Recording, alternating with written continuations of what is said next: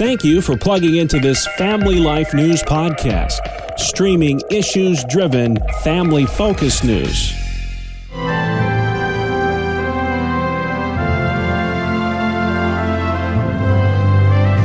This is Faith Under Fire, the Family Life News feature about Christianity, citizenship, and culture. I'm Greg Gillespie, and today our guest is Paul Kengor, the senior editor of The American Spectator and the director of the Institute for Faith and Freedom at Grove City, Pennsylvania.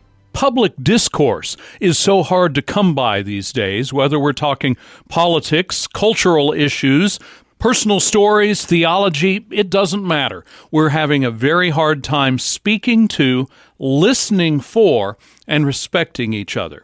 Give us an example of something that illustrates that dilemma. I've seen it at American Spectator where I'll get an email from somebody saying, you shouldn't publish this person. A longtime columnist who said something that somebody who's a subscriber didn't like and wanted us to take that article down from the website. And I said, no, we believe in freedom of speech.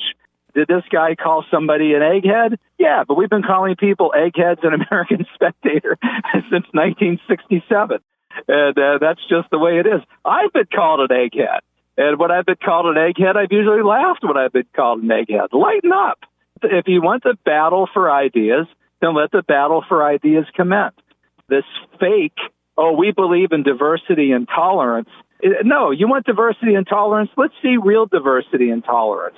Let's go at it at our platforms, whether in lecture halls, whether in print pages or on website. And from a Christian point of view, let's try to have some charity and respect for others as you do so. And charity means also when somebody says something in a way that's maybe not all that charitable, you're still willing to let them say it.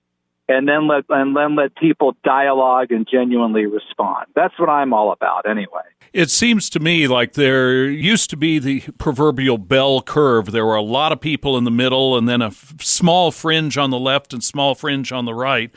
It's now we've squeezed that balloon where everybody has to be far left or far right.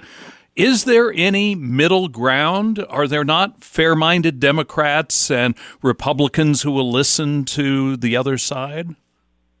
Well, I think there are, but unfortunately, a lot of them are cowered into silence.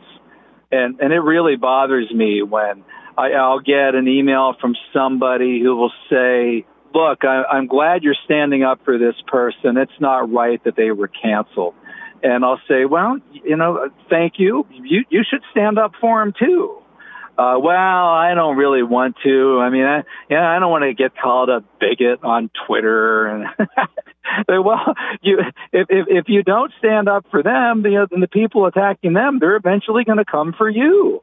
So what if you get called a name on Twitter? Yeah, I don't want to be standing in front of the pearly gates someday and have to stand there before my maker, have the good Lord say to me, well, why didn't you defend me at this moment? Why didn't you stand up for this principle, this belief?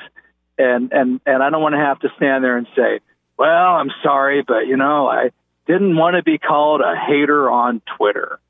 And then have the good Lord say to me, well, here, I want you to meet Saint Barbara or Saint whoever who was eaten by lions in the Colosseum in the 2nd century. Want to have a look at this beautiful girl? Want to see what she looked like in the year 120 when she was laying on the floor of the Colosseum? Right? She wasn't afraid of being called a name, and you didn't want to be called a hater on Twitter. That's pretty pathetic.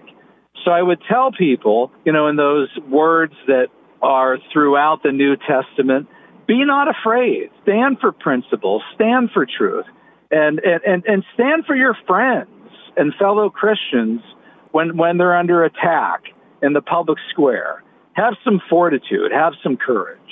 Let me, if I could, very briefly talk with you about some of the touchstone issues that are happening now. The whole question of gender identity and gender reassignment, male and female, multiple ways of being married. What is the next step in sorting out what should happen next?